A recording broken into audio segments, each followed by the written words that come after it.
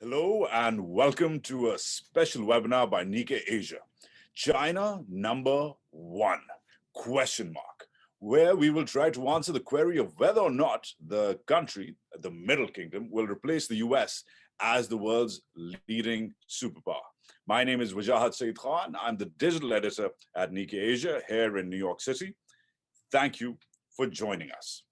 Now, it can be easy to conjure up a sense of inevitability to China surpassing the United States as the world's leading superpower.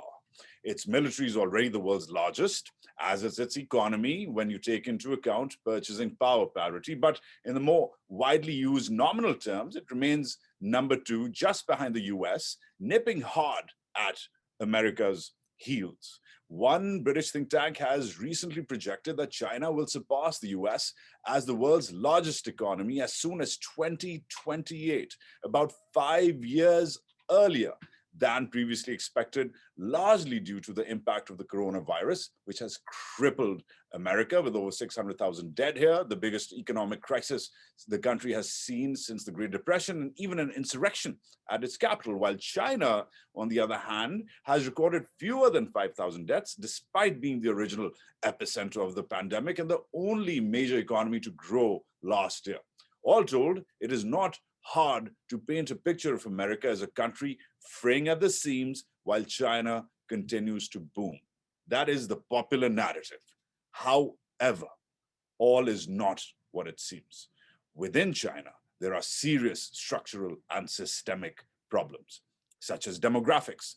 China's ultra-low birth rate will set off a population crisis that is a mathematical issue Beijing can't do much about, despite its best efforts. There is another problem, the big brother problem.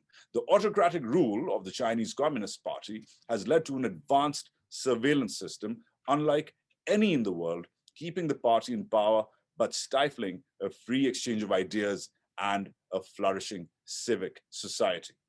There is also, of course, the reputation problem. The question of whether the virus may have escaped from a research lab in Wuhan has raised its head again. The idea was once widely dismissed as a conspiracy theory that former President Donald Trump weaponized for political purposes. But today, it is now taken seriously enough in Washington that President Joe Biden has ordered a formal intelligence review. Such criticism is spreading too. With regard to China's oppression of the Uyghur Muslims in Xinjiang, its crackdown on pro-democracy activists and the press in Hong Kong, and its incursions into Taiwanese airspace.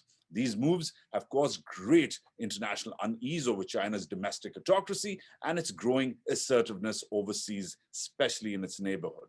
As Xi Jinping and the CCP celebrate their centennial with a firm grip with a grip as firm as ever over the Middle Kingdom, a controversial term because China is clearly not a monarchy, but a term we do not use arbitrarily. Many believe that Xi fashions himself as wanting to return China to its status as the center of the world, the Middle Kingdom, the center of gravity of the global order. But are all these crackdowns and consolidations of power a sign of strength for the PRC or of weakness? That's what we are debating today. And joining me to answer those tough questions, nobody else really asks, are some great friends, colleagues, and of course, even my boss. So here we go. First up, we're going to have Lisa Curtis. I've gotten to know Lisa recently in my trips to Washington. She is fantastic to talk to. We cite her very often for Nikkei Asia. She is currently the senior fellow and director of the Indo-Pacific Security Program over at CNAS. It's one of the hottest think tanks in the business in Washington these days. And of course, she is a former director of South Asia Affairs over at the last National Security Council. We are also joined by a very special guest who's staying up very late for us over in China, Professor Huang Jing, the distinguished professor at the Institute of National and Regional Studies at Beijing's Language and Culture University. I love his columns. He writes for us often on Nikkei Asia. And of course, the one and only, my boss, chief desk editor here in New York, usually here in New York, Ken Moriyasu, but today he is in a fancy hotel room in Washington where he is on assignment. We clearly have a lot to get to today, Lisa and gentlemen. Lisa, I will start with you, of course, if I may. I hope you're well, by the way. Thank you very much, Wajahat. It's great to be here, and thank you to Nikkei Asia for inviting me here. I don't think China will become the #1 superpower for several reasons, but I want to hit on four main reasons. First is that the US is redoubling efforts to maintain our economic and technological edge. The Biden administration is making a tremendous push to strengthen US domestic industry to be able to compete with China on emerging technologies and to redirect US supply chains to reduce US dependence on China. Nobody's saying there's going to be a complete decoupling, but certainly the COVID-19 pandemic showed us that we don't want to be overly dependent on China. What we saw is the US was overly dependent on China for things like pharmaceutical ingredients and PPE. So the White House has prioritized redirecting critical supply chains. And the White House just 2 weeks ago released its initial findings from its 100-day review of critical supply chains. And it highlighted plans to strengthen the semiconductor supply chain, enhance US rare earth mining and processing capabilities, and addressing cyber vulnerabilities in US supply chains and critical infrastructure. Also, 2 weeks ago, something very important happened in the United States, and that was the US Senate passing landmark legislation, the Innovation and Competition Act, which allocates about $250 billion to shoring up science and technology innovation in the United States. And I think if there's one thing that Democrats and Republicans can agree on these days, it's the need for the US to compete effectively with China. And just a few statistics that I wanted to point out. We shouldn't forget that US per capita GDP is still 6 times that of China. And as a former colleague of mine, Derek Scissors, has noted in a recent study, US household wealth is 106 trillion compared to Chinese household wealth, which is estimated at about 64 trillion. So I think we need to keep these things in mind. The second point that I wanted to make is that the US has an extensive network of alliances and partnerships throughout the world. And it's building up new partnerships as we speak. And here I'd like to point to the importance of the Quad. This is US, India, Japan, and Australia working together. During my time in the administration in 2017, the Quad was resurrected, and there was a series of meetings held at that time. But what the Biden administration has done is really taken the Quad to the next level by holding the first ever leaders level meeting in March and establishing 3 working groups, one on climate change, one on vaccinations, one on emerging and critical technologies. President Biden also is rallying the G7 and transatlantic partners around the idea of a free and open Indo-Pacific. And I think his recent visit to Europe, and particularly the G7 meeting, we can see that he was successful in these efforts. If you read the G7 communique, which talks about the need for respect for human rights, and it talks about the need for peace and stability in the Taiwan Strait. It announces a major infrastructure initiative in the Indo-Pacific and the need to counter Chinese anti-market economic practices. Third, let's look at the extensive security presence in the Indo-Pacific. Lisa, before you jump onto the security presence point, and that is a critical point, I want to quickly follow up on your point about the recent visit. A lot came out before and during that visit, and especially after that visit, but the G7 and even NATO never really had China on the agenda. In the last summits we saw, China was not mentioned in any statements, in any narrative. This time, really quickly, what has happened that the last time all these NATO countries met and the G7 met, there was no mention of China just a couple of years ago, and now China is front and center. What's really happened, do you think, to the G7 and NATO that all of a sudden a country they never named is now on their agenda, top of the agenda? Well, I think a lot of it has to do with the increased aggressive policies that we have seen from China, whether it is, putting pressure on the disputed border with India, making, territorial claims in the South China Sea, the East China Sea, the crackdown in Hong Kong against the democracy protesters. There are a lot of steps and a lot of concern, I think, that people have about these policies. So I think that is what is driving some of this increased focus on China. And then I think the other part of the equation is some concern on what's happening in terms of critical technologies, supply chains. And it was sort of this wake up moment during the COVID-19 crisis where countries realized that they had some over dependence on China for certain items. Now, in the case of COVID-19, as I said, it was PPE, it was active pharmaceutical ingredients. But then people started looking at critical minerals, the semiconductor supply chain.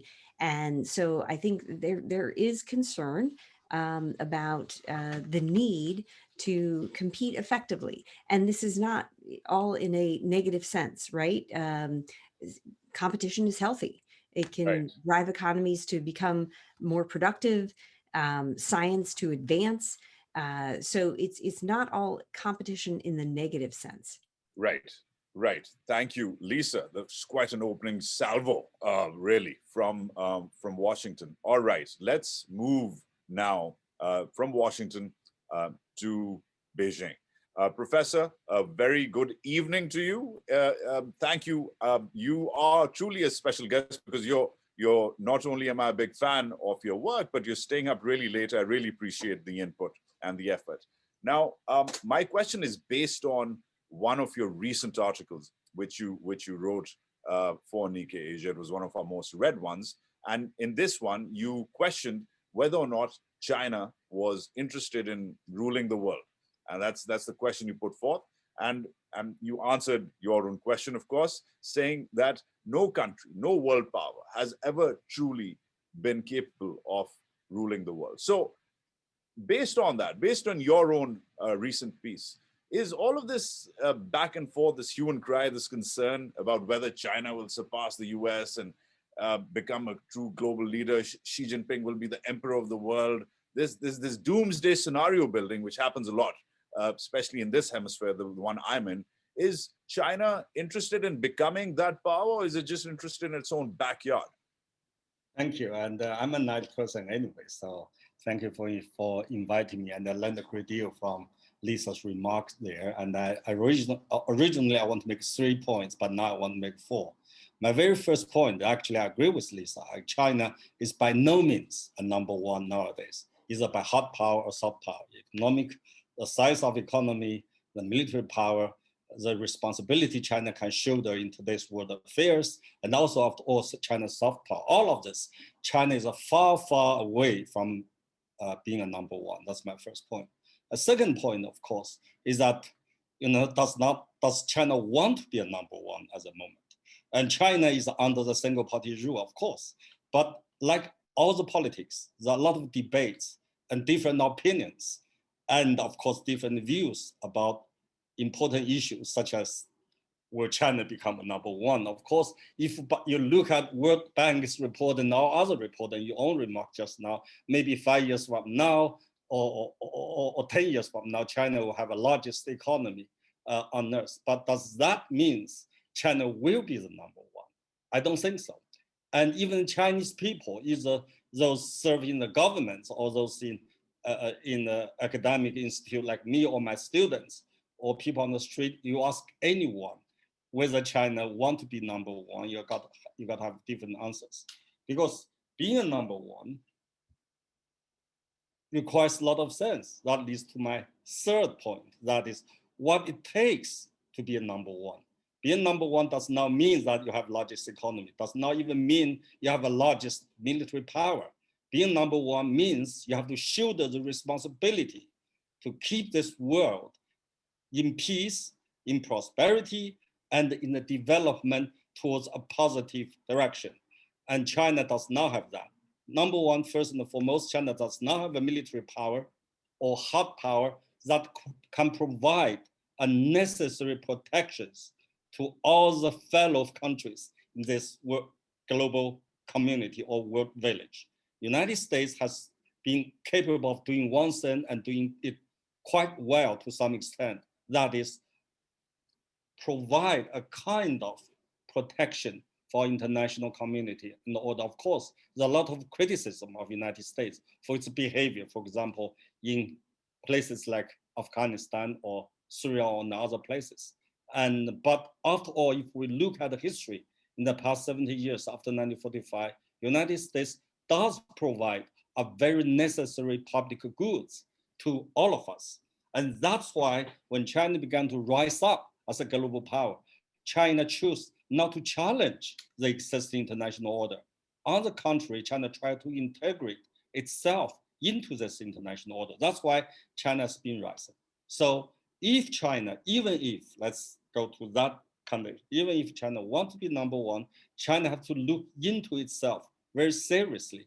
Is China qualified to be number one? Because to be number one, let me repeat myself, not only requires you have this kind of might, but also requires you have a kind of responsibility and the capability to provide a public goods necessary for all of us in this global village to keep a peaceful and prosperous life. That's my last point, the fourth point.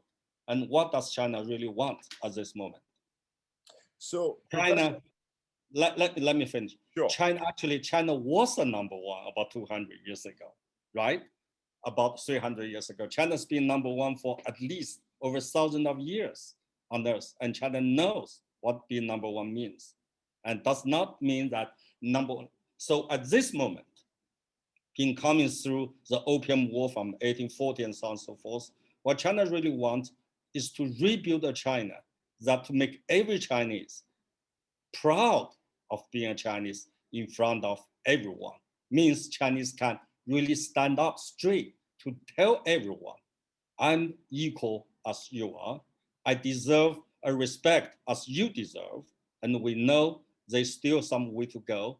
But I believe as every Chinese, we're confident eventually we're going to get there, not being a number one, but being respected and also being treated as an equal global citizen like everybody else. In that sense, I don't think any Chinese would take any kind of bullying because we have enough of that. Right. Wow. Okay. Well, based on that, Professor, I mean, what I'm curious. Of course, it's within China's right to work for its people, bring them pride, bring them prosperity. Which country wouldn't want that for its people? But a quick follow-up and a very humble follow-up, that if that is really truly the intention, then why the increasing assertiveness? Why trigger unease? Why pick fights with neighbors with which peace has been maintained for years? Pick a country in your neighborhood, Professor. Pick one country with which China doesn't have some sort of a dispute. Now, by the way, most countries have some sort of disputes with their neighbors. That's just the way countries work. So China is not the only one. I'm from Pakistan, for example, has a problem with everybody in its neighborhood. But China, by the way, more on that later. However, please explain to me this growing unease the rest of the world sees about China's increasing assertiveness, which some see as bullying. So are we confusing China's pride and prosperity with bullying? What's going on here? First and foremost, China's been rising ever since 1980s or 1990s. But ever since that, not a single gunshot has been fired. And that is amazing. Let's keep in mind, industrialization has been with us for barely about 250 years. In this 250 years, we have many, many bloody wars. And during these bloody wars, we see the rise of global powers, like Japan was one, Germany, Soviet Union gone, and United States, United Kingdom, and so on and so forth. But if you look at all the history of the global powers, when the way they rise comes with blood and the killings and so forth. In that way, I think Chinese really, really proud of ourselves that so far China's rise has not brought about any war against others. Of course, China's rise has raised some anxieties in the neighborhood. First and foremost, China is a developing world. China is a teenager. When the teenager is growing up, of course, everybody remains the same size, but China becomes bigger and bigger and bigger. Given the history in China's neighborhood, every country around China has suffered from the imperialist powers, invasion, colonialism, and so on and so forth. So it is in the historical DNA. They know that a country, a state, or a power, if it becomes great, it will try to bully others.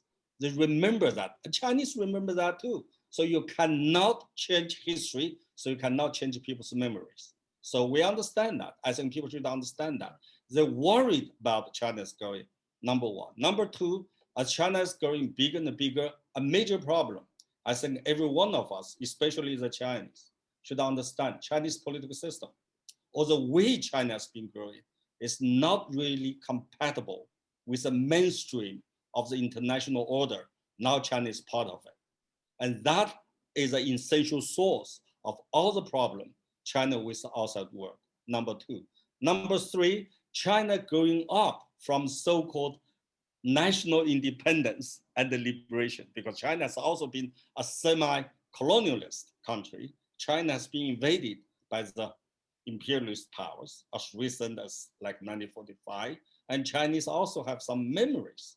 So as a result, China tried to defend itself, not to be invaded, being bullied again by others, especially China. From China's point of view, as strong as China it is not really unified, because Taiwan is not part of China yet. But from Chinese, every Chinese is blood, I mean on mainland, China supposed to be and has to be part of China. Last but not least, there is a lot of problems left by a very painful past. For example, the border issue between China and India. It was not created by the Chinese, nor it was created by Indians. It's created by British, right? So the border issue between China and India is not really a bilateral issue. It's an internal issue, because any solution, no matter how rational and compromising it seems to be, will provoke a kind of backlash at home, because it will remind people of how much they have suffered during the colonial period, both in India and China. So that the border issue to me is an issue for management, not issue for solution, because it's not really a bilateral issue, it's a domestic issue. The point I'm making is that, I'm trying to make is that China is a young state. Although China has thousands of years civilization, as a young state, China has a lot to improve. As a young state, China needs to grow up. And in this process, of course, there are some issues, like you just mentioned, created by China's growing faster and bigger and bigger. China is big size anyway.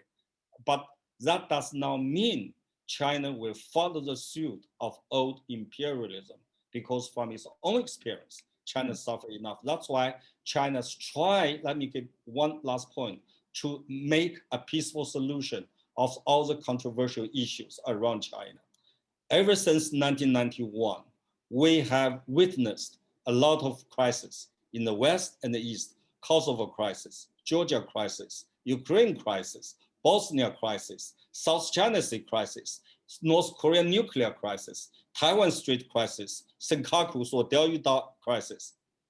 Have you realized have noticed what I'm trying to say? All the crises involved China so far has been peaceful. But every single crisis involved Western powers. Every one of them end up in a war, right? Quite an assertion. Does that make a point to you? Right. Okay. Well, I see where you're going with this, and I'm going to circle back to you, Professor. Lots to ponder over. Interesting points there. But yes, now I'm wondering myself too. Back to Washington, and I particularly like that teenager analogy. It's just teenager Yes. with the world's largest navy. And so that makes a lot of people nervous. That makes even more scary, right? All right. Teenager, a big stick in his hand. Of Right. course.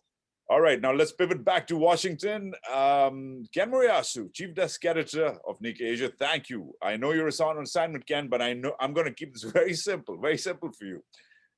Is China going to be a real superpower in the sense that will China ever be able to truly beat the US based on premises raised by Lisa and the professor?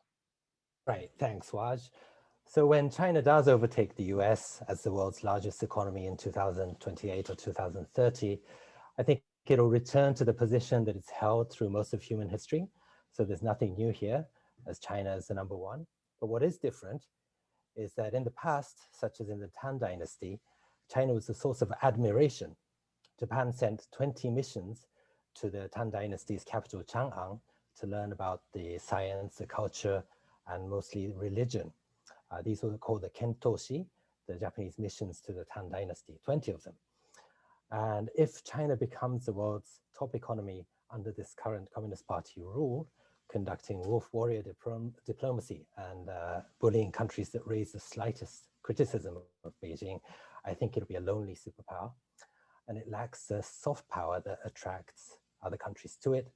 And combined with the massive demographic challenges that you talked about in your opening statement, I suspect that if China does become the world's #1 economy, that reign will be rather short-lived. Now, I'd like to respond to Professor Huang's statement that China doesn't want to be the world's #1. The Chinese people don't want to be the #1. Maybe that is the case, but I think I want to give an example of what happened when China overtook Japan in 2010. Initially, Japan tried to embrace the rising China. Japan at the time, in 2009, had a new regime under the Democratic Party of Japan and led by a very powerful politician, Ichiro Ozawa, who was very pro-China. He sent a record 143 lawmakers to Beijing, and each and every one of them visited the Great Hall of the People and shook hands with then President Hu Jintao, and they all took photos. But that honeymoon didn't really last long. Next year, in 2010, there was a boat collision incident off the island of Senkaku, and a drunk Chinese captain rammed a Chinese fishing boat into a Japanese Coast Guard vessel. And when the Japanese side arrested the captain, a furious China demanded that Japan unconditionally, immediately release the captain. It was implying kind of that Japan had to show respect to now the world's #2 economy. China will not be bullied or pushed around. It demands the respect of Japan. So I think that was the underlying attitude from Beijing towards Tokyo. And that incident really sunk the bilateral relations to the worst since the two sides opened diplomatic relations in 1972. Quite simply, Japan was not ready for a bigger China. So, it took another, yeah. Again, that clarifies the East Asian picture. Mm. But tell us a little bit about how you view the larger picture, especially considering the West, which is another term I don't like using that term because it feels like it's the West versus the rest. But I will. You know what I'm talking about. Based around the Washington-led order, which we saw in action recently in the UK. How should, for example, the G7, NATO, the new Biden administration, especially the way Lisa, she parametered out how the Americans are responding. How do you think the Americans should be responding? If you were to write an editorial tomorrow about this, sort of as a Japanese editor, a Japanese American editor for that matter, stuck in the middle of these two powers. And Japan is actually truly one of those few countries which is physically also stuck between the United States and China.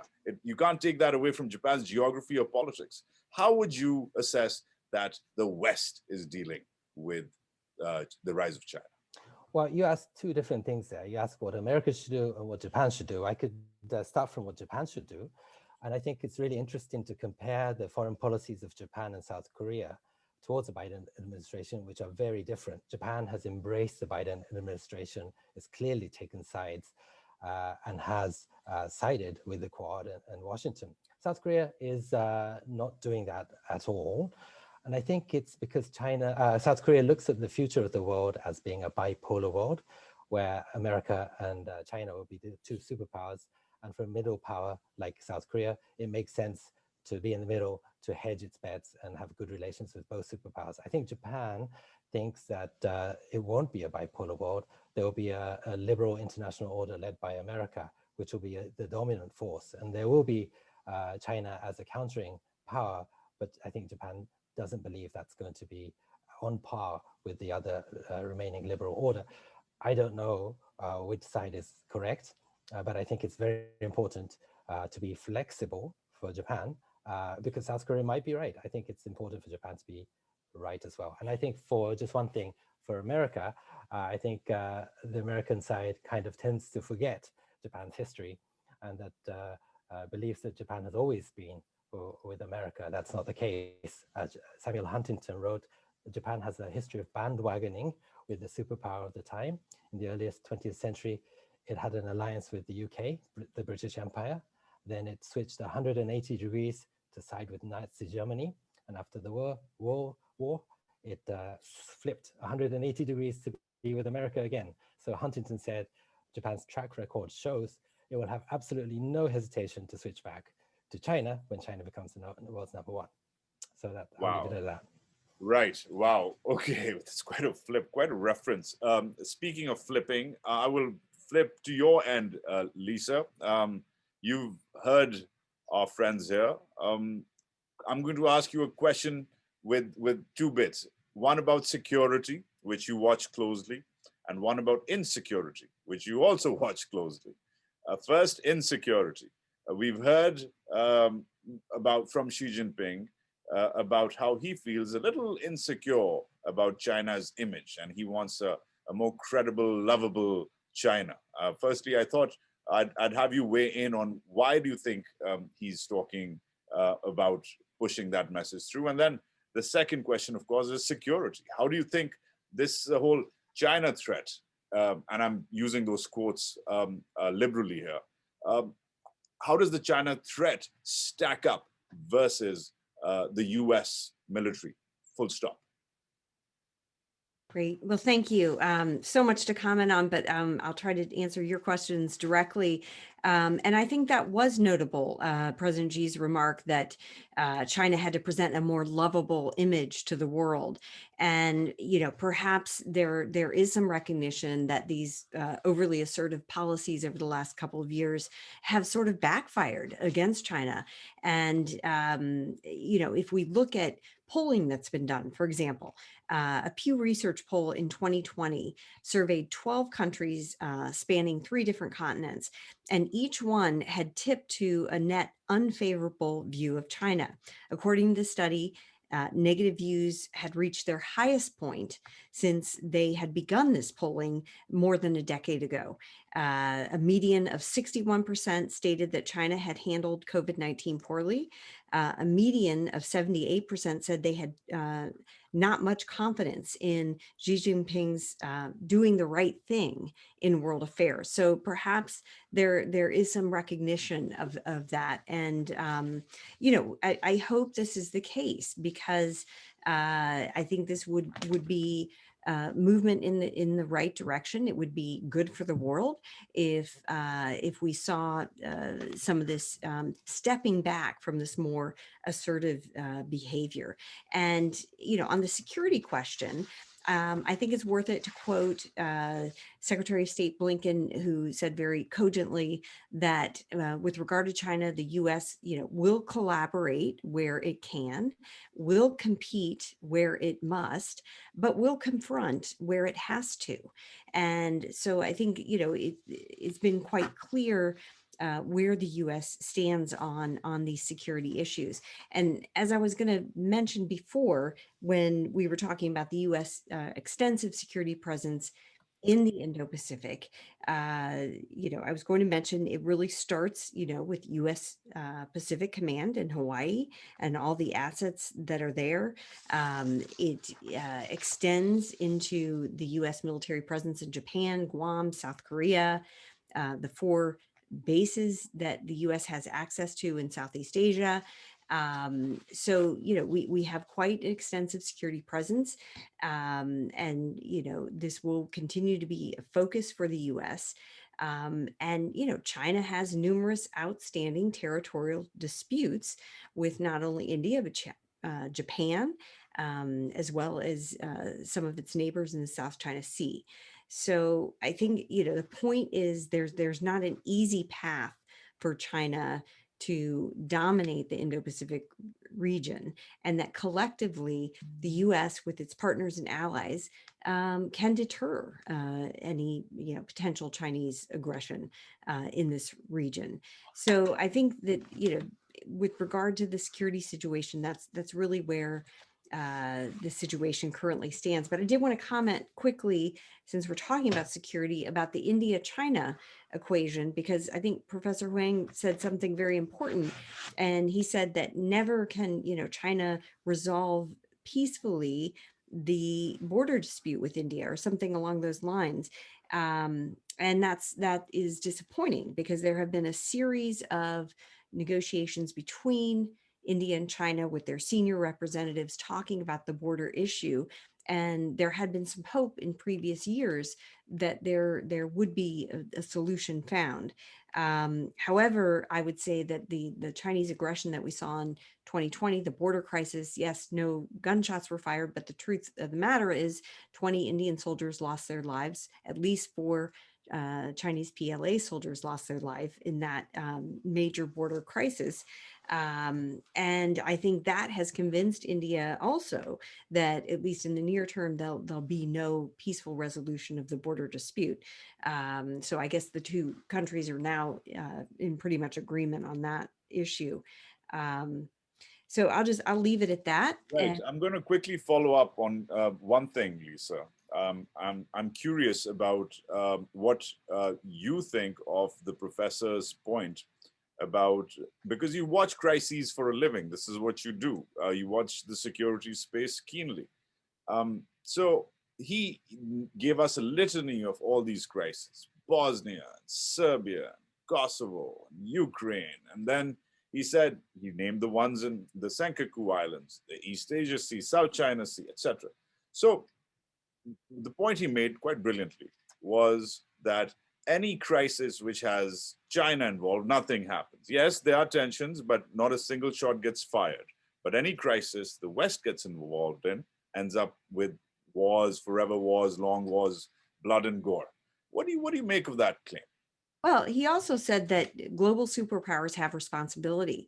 And if you look at the kind of terrorist threats that we've seen emanating from places like Syria and Afghanistan, I think it would be really naive to think that there wouldn't be gunshots fired or bloodshed.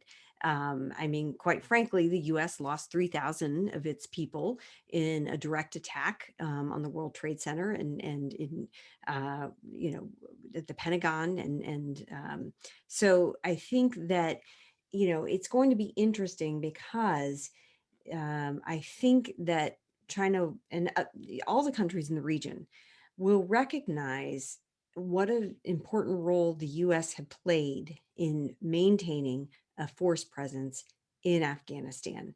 Now that the U.S. is leaving, I think it's going to become obvious that there will be a vacuum, there will be a void, and countries like China, Russia, Iran, India, all the countries in the region are going to think they're going to have to consider how they protect their own counterterrorism interests now. So it's an interesting dynamic. I have a different viewpoint, obviously, than Professor Wang, but he did admit that global superpowers do have responsibilities. And if you look at the global terrorism issues, Afghanistan has been a place that has been a terrorist safe haven that has threatened the world. And the U.S. had maintained a presence there for over 20 years. But now that the U.S. is leaving, I think there will be more recognition about the need to contain these terrorism threats, And people have to think about how you do that. If you don't have a US presence there, what kind of cooperation, international cooperation, what kind of policies need to be in place to make sure that a terror safe haven doesn't reemerge in this world? Right. Okay. Fair enough. Professor, back to you.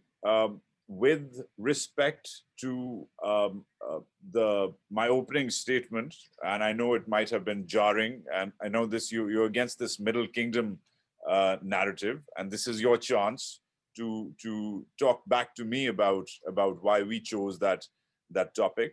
But explain it to us. In my opening, we gave a briefing, a quick briefing about the problems that we think sitting out here that haunt China. There's a demographic problem, there's a reputation problem, there's a big brother problem. That means, of course, the Chinese state surveillance, the Great Firewall of China, etc. All of that is included in that problem. But please tell us, sitting there in Beijing, being a man of letters, which is the biggest problem you think faces China sitting there? What's the internal problem narrative versus the external narrative, which we throw around every day? What are the people of China, what are you, the thinkers of China, really concerned about internally? I think there are a couple of issues that I can think of. First and foremost, like all the countries, Chinese Communist Party as a ruling party, its interest is greatly diversified.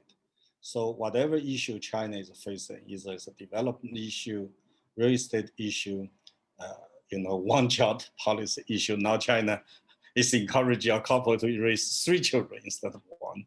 All the issues in China have different views, different opinions. So as a ruling party in China, or as the Chinese themselves, the most dangerous mistake they can make is that they cannot control those different opinions. So these different opinions will develop into a irreconcilable division between themselves. That is very dangerous because China has been watching United States and former Soviet Union very carefully. For example, what brought Soviet Union down is not just Soviet Union strong, very bad in human policies, but a very important reason is that within Soviet leadership at that moment, there was a irreconcilable division or confrontation or conflict they cannot solve. Gorbachev and Yeltsin totally on 2 different sides. And China also remembers its own lessons in 1989. Remember those crises? I was there myself. And of course, there are many reasons brought that crisis to China. But the important reason is that within the Chinese leadership, there's one group of leaders want to go this way, and the other group of leaders want to go that way. They're confronting each other. Thanks to Deng Xiaoping, for whatever reason, he brought China back. So that's the number one concern. That is, if China cannot overcome all those differences among themselves, the Chinese, which is normal, because China is a big country, big society, and China has many people. And they cannot overcome the differences among themselves, eventually let those differences develop for whatever reason into a division that is irreconcilable, and then China is big danger. That's why we, the Chinese, watch very carefully about this division in the United States, because Chinese understand, ironically not, you believe or not, China does not want United States to go down. At least does not want United States to go very fast, because China understand, we know that we are not able to take over the kind of responsibility and leadership United States is doing. If the United States is go down too fast, we're all in chaotic situation, which is not in China's good interests. Because China as a number 1 trading power, China as a growing power, China as a developing power, China needs very badly a peaceful and prosperous world. That is a necessary condition for China to sustain its development. That's number 1 to a point. And second, about China, China's problem, of course, as a developing country, as a country who only have about 70 years old history, as a republic, and Chinese has a lot of problems. A second problem of Chinese worry about is that for some reason, China's economy will stop growing. And that's why China needs a prosperous and a peaceful world, because as a #1 trading power, China is very much interdependent with the outside world. And we understand China is very much dependent on the outside world, including United States, including China, or including Japan, and of course, including Pakistan. If all those neighbors countries in a bad situation, economy slow down, China will slow down. So we want everybody to do good. So that's why when Xi Jinping said the world is good and China is good, I think he's telling truth. Last but not the least, my last point, we talk about China dream. A lot of people ask me, Americans, Russians, and Japanese ask me, what's the Chinese dream all about? I say different Chinese have different explanations and understandings of China dream, or so-called Chinese dream. But all the Chinese, whether it's in the United States, in China, or Japan, all the Chinese on earth would agree with one thing. China's dream means to all the Chinese this: never ever come back to 1840. China would never ever want 1840 to happen. That is a fundamental element in Chinese dream that every Chinese would agree. Right. Okay. Well, I'm going to quickly follow up with a couple of heads ups as well. We're going to wrap up in the next 10 or so minutes.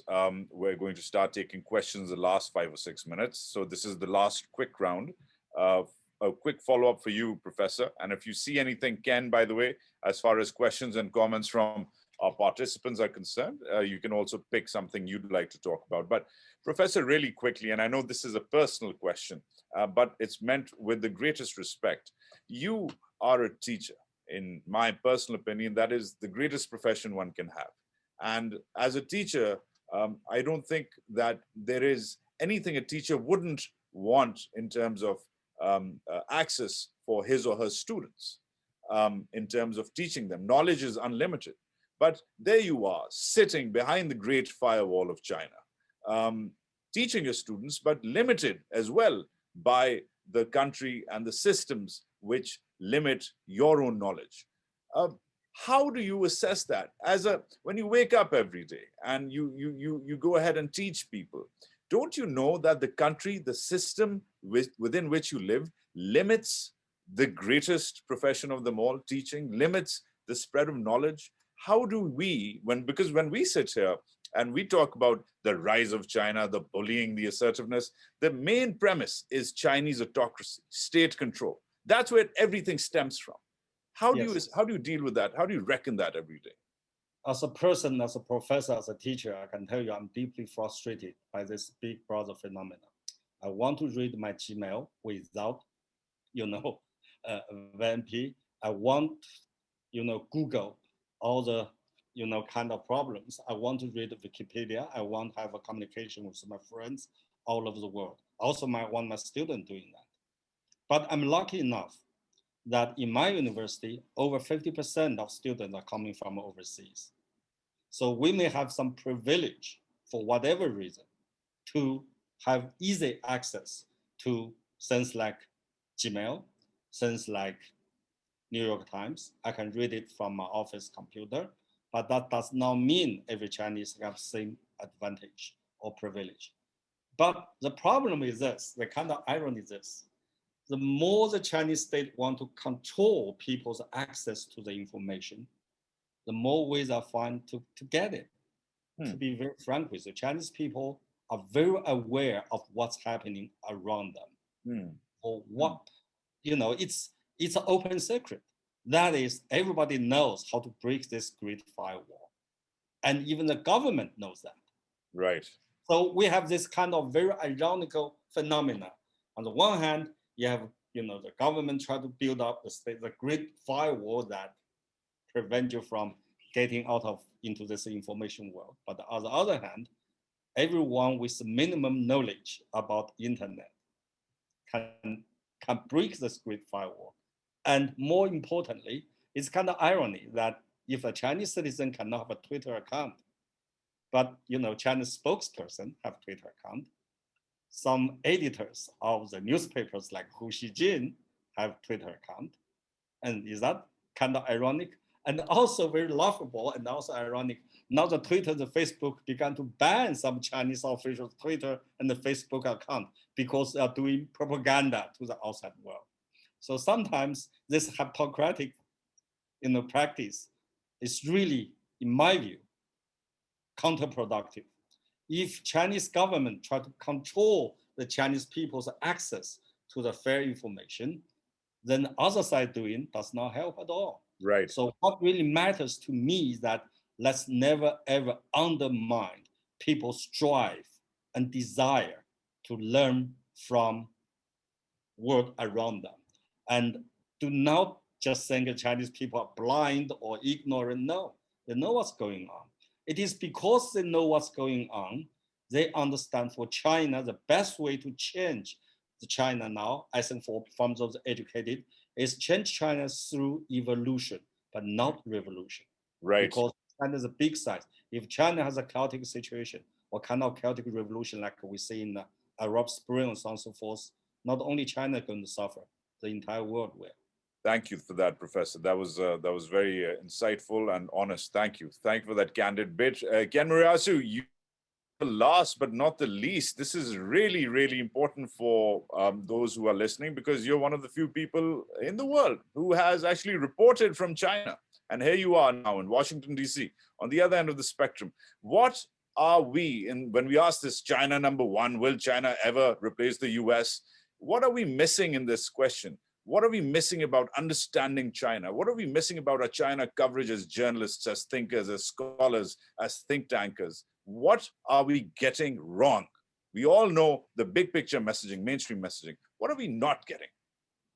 First of all, I think when it comes to why the basis of Chinese foreign policy, why it does what it does. For instance, if we look at the Belt and Road, why is China doing the Belt and Road? I think the idea is to create a shared economic sphere, a shared destiny, where through connections, through pipelines and roads and ports, these economies have a shared economic destiny with China. So at the end of the day, when it comes to a vote at the UN or the WTO or the WHO, these neighboring countries will vote with China. And the reason why China needs the votes is because I think China looks ahead to the future of the economy. And I think they need to secure the markets to sell its products. And the #1 problem China sees is not the lack of shortage of supplies, but the lack of access to markets. And I think China wants to make sure that it's not blocked out from the markets it wants to sell its products. So that I think, is the reason why China is doing the Belt and Road, not because it wants to take over the world, not because it wants to conduct diplomacy. So I think it's important to understand why China is doing what it's doing. Also, one more thing I want to say is I'm a little worried about this talk in Washington about the liberal international order versus the Chinese authoritarian model, and that we have to unite to protect this international order. It kind of reminds me of Francis Fukuyama's end of history theory, where the world was thinking that it's going to converge to this one model of liberal democracy that fits the whole world, the Western universalism, the idea that all civilizations should adopt Western values. That Francis Fukuyama theory was debunked at the moment, at the time, as being too simplistic. I wonder why it's coming back. Right. Huntington wrote that the age of ideology has ended, and the primary axis of conflict in the future will be along cultural lines. I think we shouldn't keep our eye off that. Right. Wow. Very, very, very insightful. Okay. So we're usually supposed to wrap up in an hour, but there is a popular demand here to keep on going. There's also lots of interest about questions. Lisa, Professor, Ken, if you don't mind, can we go on a few more minutes beyond, unless you're busy? If you're busy, then I'd love to take your final closing statements. But if you want to go on, can you just give me a heads up? If you want to go on for a quick minute or two more? Thank you. Okay. So, Lisa, quick question. This one just came in about India. So, it was about how to deal with the India versus China narrative right now. You've watched that space carefully. You've worked in the region. Tell us a little bit more about it, because again, India is seen as, in the Western imagination, the perfect antidote to China.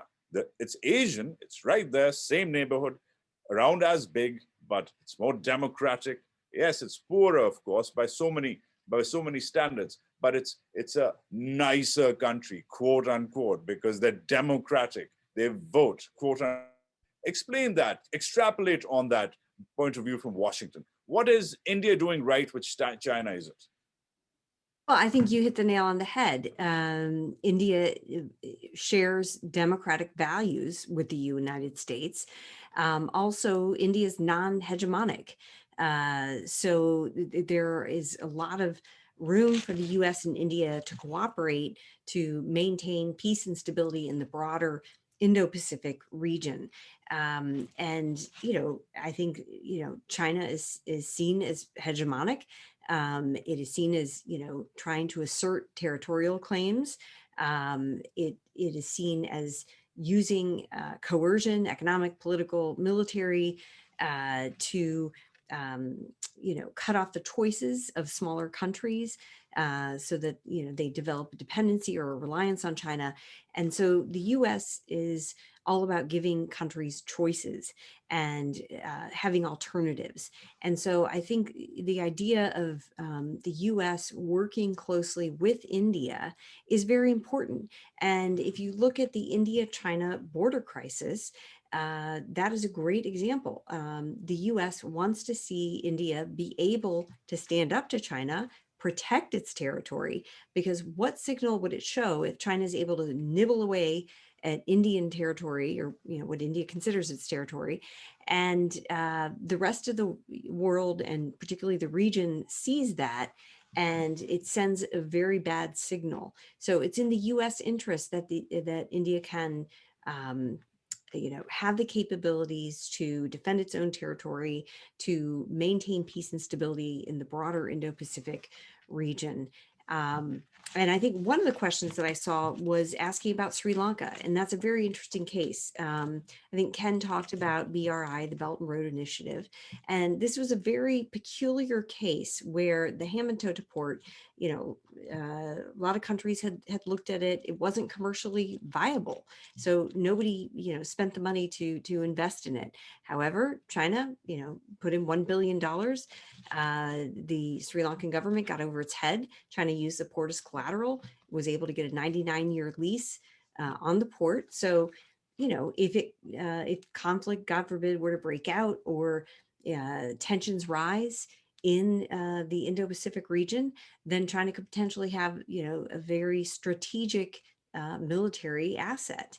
And some people say, well, it just happened that way. China didn't intend it. Okay, but that is the result that we're seeing. So there is concern. India does have concern about China, coming more and more into the South Asia region, perhaps trying to set up strategic assets, namely ports surrounding India, the string of pearls, such as we know it. So there are some real concerns there, but it's in the U.S. interest that countries that share the same values, democratic values, that see the importance of maintaining a liberal order in the Indo-Pacific, it's in their interest to partner and work together. And again, it's not about excluding any countries, it's about including, and it's about having a level playing field, and allowing freedom of navigation, free and open seaways for open free trade. So it's more of a positive vision, I think, that the U.S. is trying to assert when it works with India. Thank you for taking the questions of our listeners and watchers. Now, real quickly, over to you, Professor. This one's from Essen, about Afghanistan and Pakistan. And I'm going to nuance it with some of my views, because I report from that region, that what is China's new policy on Afghanistan now that the Americans are leaving? There's been reports from my own publication, Nikkei Asia, but as well as broader reports that China is interested in perhaps not just filling the vacuum left by the Americans, but perhaps even sending peacekeepers on the ground and inheriting this mess. What are those reports? And by the way, this has come from mainland reporting as well. There is talk about within the CCP about doing this. What on earth is the AFPAC narrative? How is that shaping out in Beijing? I think first and foremost, I think Chinese government or Beijing is very carefully assess the situation over there. They are still in the learning process. And one thing Chinese government, in my view, will not do is to repeat the mistakes made by Soviets and Americans in Afghanistan and Pakistan. In other way, is that China want to try everything peaceful solution. That requires three things. I think if China want to get involved in that, number one, China will have tried to get international support, especially support in the surrounding world, like Pakistan, even Iran, and so on and so forth. Second, there is a very good platform in the region, that is the Shanghai Cooperation Organizations. I think China definitely will try to make use of that. And last but not the least, China will fully respect the local government, like the government of Afghanistan, the government of Pakistan, so on and so forth, to see what they can do. China can help them to do what they want to do, but China will not do things for them because people there have their own respect. They are very proud of themselves. If you try to do things on their behalf, it will be counterproductive. Last but not the least, of course, China will try, if there is a trouble, if there's a chaos in the region, China and the country around that area cannot put down, will try not to prevent this kind of trouble, chaotic situation from expansion into the rest of the region. Right. And after all, I think China is the right approach. China tried to do, in my view, is to work with countries, with people in that area to work out a compromise or solution rather than to enforce whatever China wants to people over there. I think China has to be very, very careful. Right. And Professor, this one also came in as far as narratives of problems that are seen by us sitting out here in the West versus problems, the same problems seen internally. How do you reconcile that? I know you can't speak for 1.5 billion of your countrymen, but it'll still be nice to hear from you that when you get together for a tennis match or a drink with your co-professors, how do you guys and gals talk about the Uyghur narrative, talk about the Hong Kong issue, talk about the Chinese jets heading into Taiwan? What's the local word on the street about these problems, which are seen as serious problems globally? What's the local perspective on these? Let's go get last from the first about Taiwan. And of course, the Chinese understand it will cost China greatly if China use force to reunify the motherland.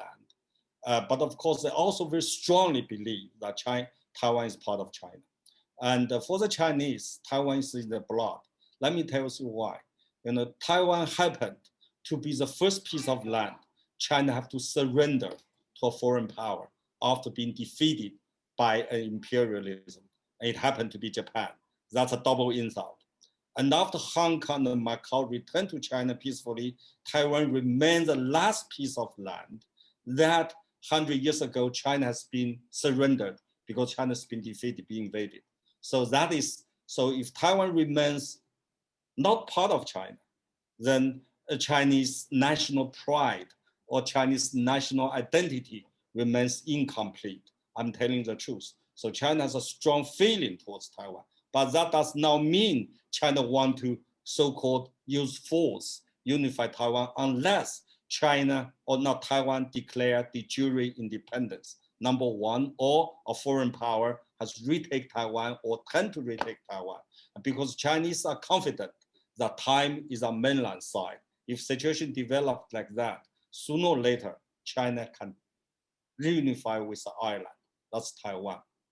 And on the Hong Kong issue, of course, the Chinese people just ordinary people like everybody else. What they say on the TV, just like what you say on the TV, other people make a lot of chaotic situation there. The They set fire on the ordinary person, for example. I was in Hong Kong on August 15th and 16th myself.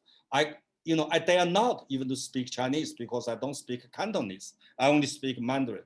I speak English because I'm afraid if I speak Mandarin, I'll be attacked on the street. It is awful.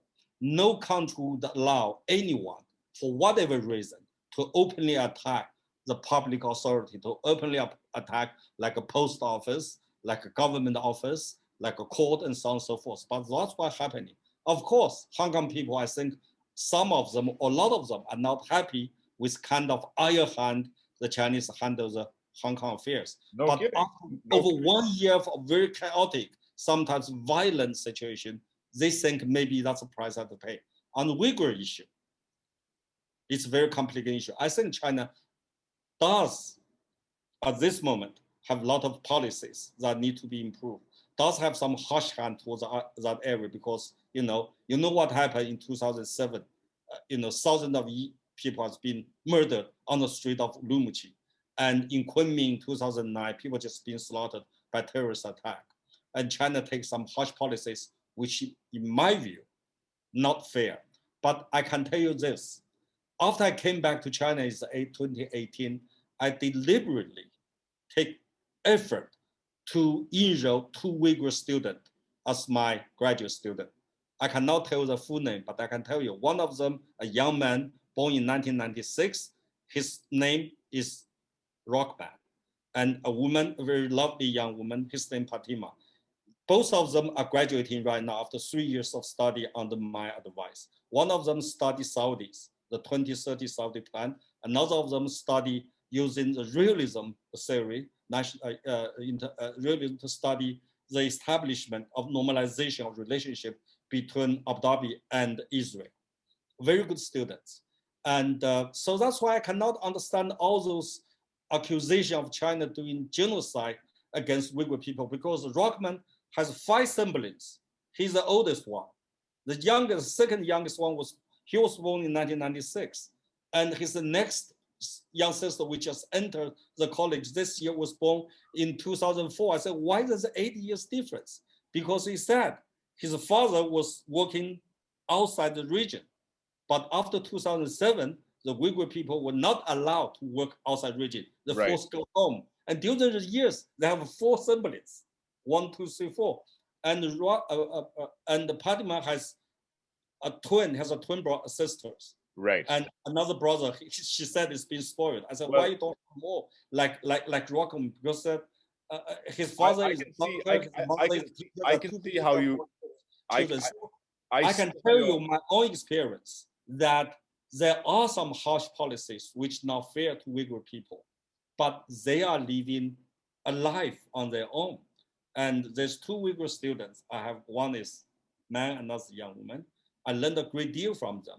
Right. I'm fortunate, very lucky to have them as my students in Beijing. Professor, I appreciate the insight and the candor. I didn't expect you to represent the CCP. No, I'm not. I'm an American citizen, by the way. I appreciate the personal insight and how 2 students who you've personally interacted with have changed your opinion about what's going on there. But there is clear evidence filed in every day about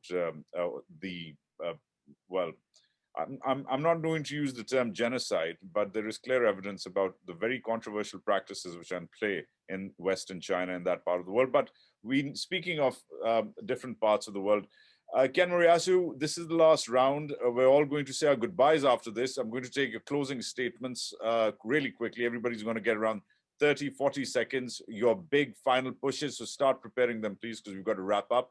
But Ken Moriyasu, I saw you wanting to react to the good professor's insights. The floor is quickly yours, and then I'm going to take closing statements.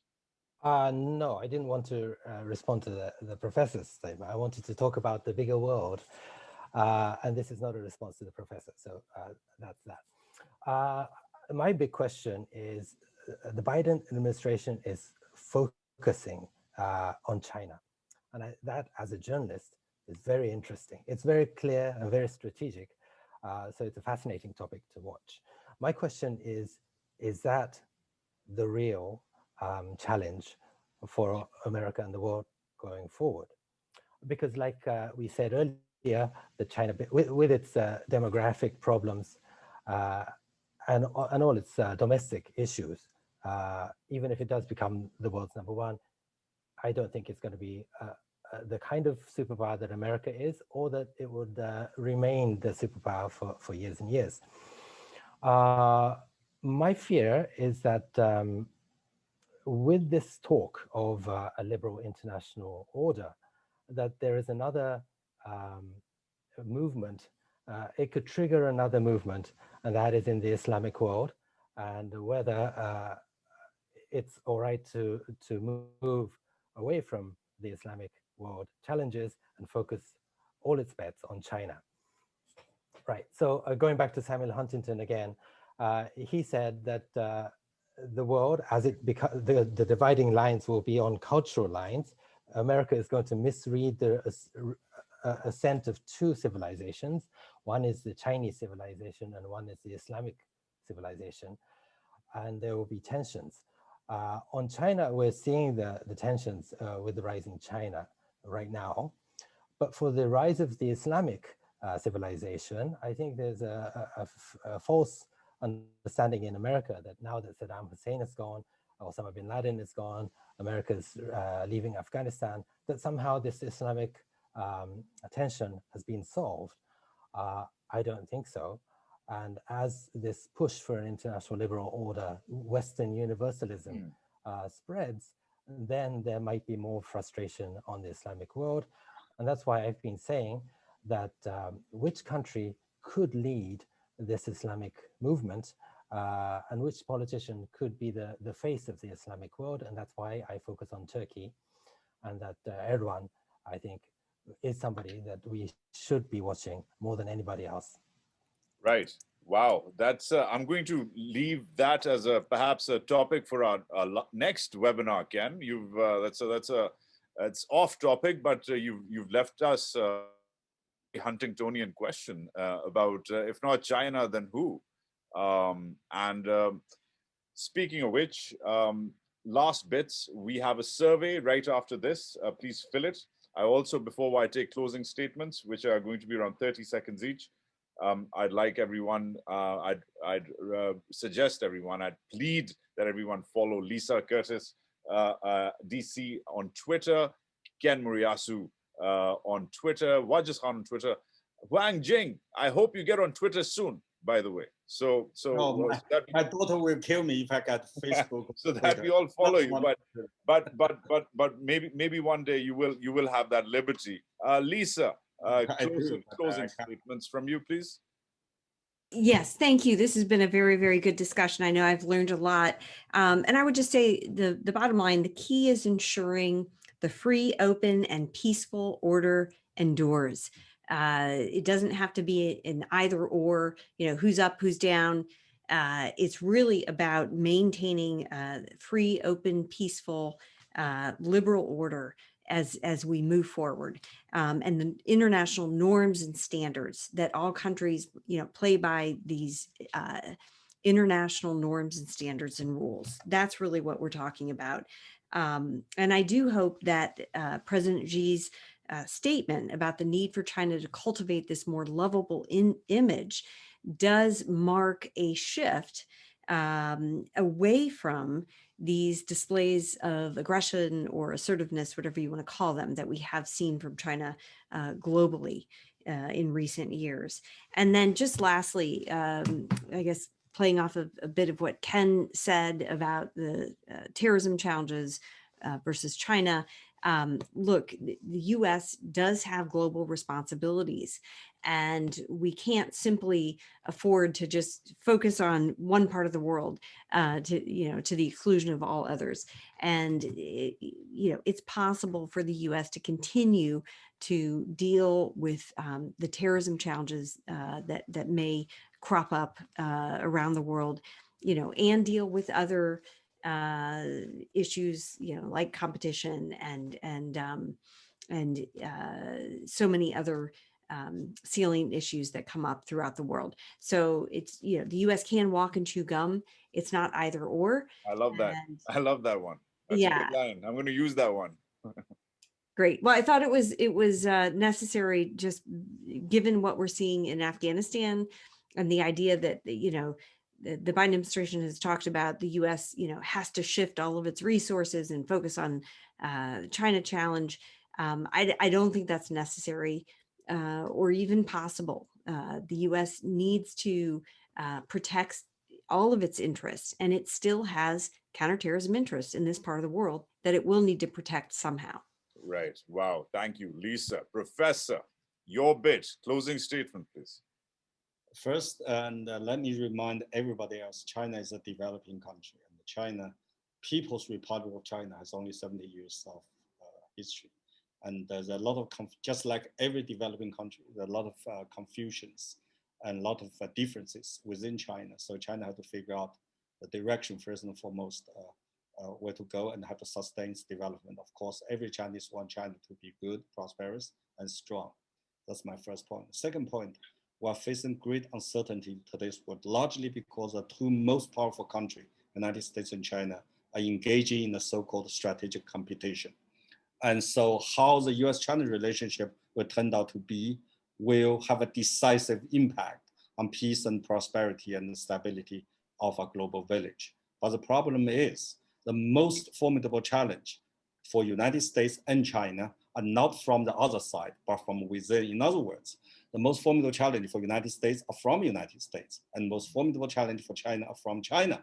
So as a result, on the facade, there's a competition from a two greatest powers. But really, this is a match. This is a race between China and United States to see who can get its own house fixed. Whoever can get its own house fixed can solve its internal problems will have the upper hand in this competition. In that regard, I do believe, I do hope that both United States and China can solve their own problems, have a prosperous, peaceful, and united internal situation. If that's the case, I think it's much easier for both countries to handle the bilateral relationship, which happens to be the most important bilateral relationship on earth. Right. Ken Moriyasu. Right. Thank you very much for this conversation, Lisa and Professor Huang. I just wanted to say that it's always important to keep an eye, an ear open to the discussions in the world and not to be too fixated on one problem. I think right now, America is focused on China. And it's going to be a battle of the narrative. It's always important for America to have the narrative that's convincing to attract allies like Japan and South Korea and India. And in the competition with China, I think America is winning the narrative. But it's also important to keep an eye on what everybody else is saying. And I want to cite one statement that Turkey's Erdogan made last week in this conference. He said, "The world is bigger than 5. The fate of nearly 8 billion people cannot be left to the mercy of 5 UN Security Council permanent members." So I think that's the kind of logic, an argument that Erdogan is going to be talking about in the Islamic world. And I think it's important for America to be able to be prepared to answer that and win that narrative. Otherwise, by focusing too much on China and being seen as having perhaps double standards, it's going to hurt America's credibility. And thank you very much for this conversation. Thank you. I just want to say one thing, that Nikkei Asia tries to pursue cross-border, cross-sector topics and to introduce views from both sides all around the world so that we have a deeper understanding of the world. Right. Indeed. Thank you, Ken. And I want to wrap up with some thoughts of my own, even though I've been moderating this session, of course, I'm not a robot. So I will say the following. I will say, first of all, subscribe to Nikkei Asia, because this is what we do. We get perspectives you barely hear from places you hear a lot about, but perspectives you don't get. And we stand at the intersection of the Indo-Pacific. Of course, we watch that region closely, but we also stand at the intersection of these constructs, the West versus China. And we try to, of course, get you perspectives which are rare. We are counterintuitive, counter-narrative. That's a gig. So do subscribe, do read our works, follow Lisa, follow Ken, follow the professor's works. They've been quoted regularly on our site. They're there. First of all, so now that that's out of the way, we must try more to understand China. We don't really have clarity about this country. Now, this country cannot be wished away. And by the way, not every country can be expected to be like every other country. Systems, structures, history, culture, politics, demography, even something as intangible as nationalism and pride play in to the fate of nations. You cannot sit there and say these 1.5 billion people are this way. There's no, by the way, one China either. There's so many Chinas within that China, so many perspectives. 1.5 billion people, I would say that's 1.5 billion perspectives. But sitting here in New York or in Washington, stuck in our echo chambers about this rising power, which is autocratic, totalitarian, suppressive, I think these narratives, these must be questioned, which is what we try to do today, and which is what we will continue to do. While China rises, we must also be very careful about studying that rise, not just dooming and glooming about it all over the place. So I would like to thank Lisa Curtis. I'd like to thank the professor, Huang Jing from Beijing, Ken Moriyasu, my boss, and fill in the survey, follow us on Twitter, catch us next month, as we will probably, it seems, Ken's given us a hint about what's next beyond China. What's the next challenge the Indo-Pacific faces? What should we all be watching? That's it from me, Wajahat Saeed Khan. Thank you for your messages and your notes. We are going to be responding on Twitter in case you are interested in interacting more. Talk to you soon. Have a very, very good afternoon, very good evening, very good morning, wherever you are. Take care. Good night. Good luck. Thank you. Thank you.